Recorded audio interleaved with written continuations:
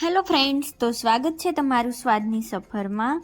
આજે આપણે બનાવીશું મોઢામાં મૂકતા જ ઓગળી જાય તેવા મગજની રેસીપી।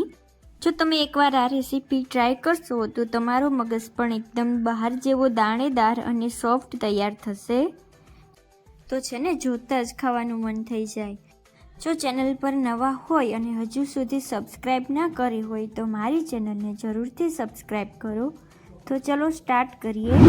તેના માટે અહીંયા 1 કપ કરકરો ચણાનો લોટ અને અડધો કપ ઘી લઈશું। અહીંયા આપણે ચણાનો કરકરો લોટ લેવાનો છે।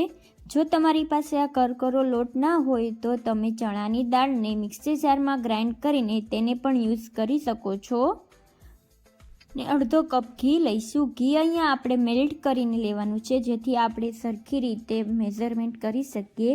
તો છે ને, સાવ સહેલું માપ તમે કોઈ પણ વાટકી દ્વારા આ માપ સેટ કરી શકો છો। તો એક જાડા તળિયાવાળી પેનમાં ઘી આપણે લીધું હતું, તેનું અડધું ઘી તેમાં નાખીશું। આપણે બધું ઘી એકસાથે નથી નાખવાનું। હવે આપણે જે ચણાનો લોટ લીધો હતો તે લોટને આમાં એડ કરીશું અને હવે તે બધી જ વસ્તુને આપણે મિક્સ કરીશું। તો આવી જ નવી રેસીપીના વિડીયોઝ જોવા માટે મારી ચેનલને લાઇક કરો, શેર કરો અને સબસ્ક્રાઈબ કરવાનું ભૂલતા નહીં। તો તમે જોઈ શકો છો કે અહીંયા આપણું બધું જ ઘી એબ્ઝર્વ થઈ ગયું છે। તમે જેમ જેમ આને મિક્સ કરતા જશો તેમ તેમ આમાંથી ઘી છૂટું પડવા લાગે છે। તો બસ અહીંયા આપણું બધું જ ઘી એબ્ઝર્વ થઈ ગયું છે અને હવે આપણે જે ઘી બચાવીને રાખ્યું હતું તે પણ આમાં એડ કરી દઈશું। આ લોટનો હલકો એવો બ્રાઉન કલર થાય ત્યાં સુધી લોટને શેકીશું। તો મેં અહીંયા આ લોટને 8 થી 10 મિનિટ સુધી શેકી લીધો છે। અહીંયા આપણા લોટનો કલર પણ ચેન્જ થઈ ગયો છે। તમે જોઈ શકો છો કે આપણા લોટમાંથી ઘી પણ એકદમ સારી રીતે છૂટું પડવા લાગ્યું છે અને લોટનું ટેક્સચર પણ એકદમ દાણેદાર થઈ ગયું છે। હવે તેમાં 2 ચમચી દૂધ નાખીશું।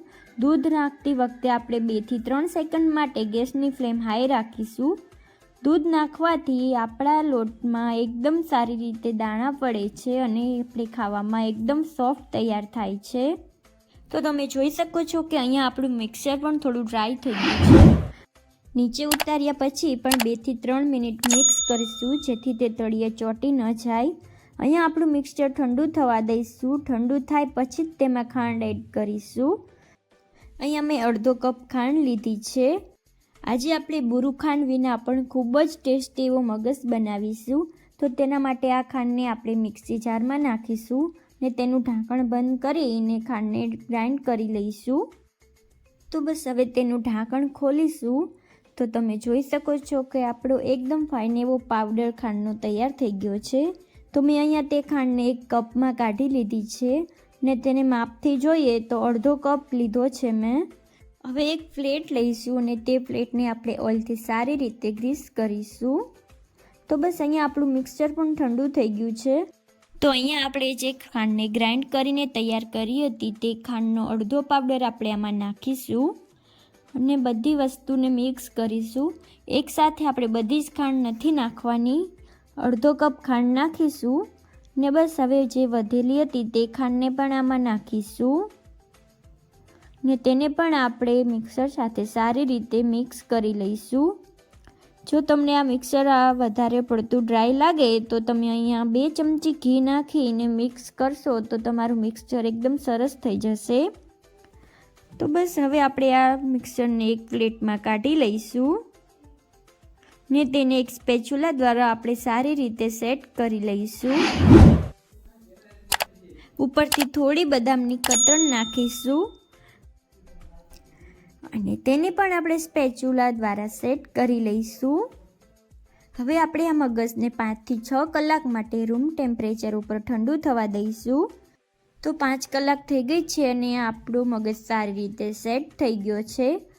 હવે આપણે આ મગજને નાના પીસમાં કટ કરી લઈશું અને એક પીસ કાઢીને જોઈએ તો તમે જોઈ શકો છો કે આપણો મગજ એકદમ પરફેક્ટ અને દાણેદાર તૈયાર થયો છે।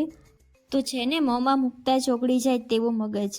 તો તમે મને કોમેન્ટ કરીને જરૂરથી જણાવજો કે તમને આ રેસીપી કેવી લાગી। Thank you for watching.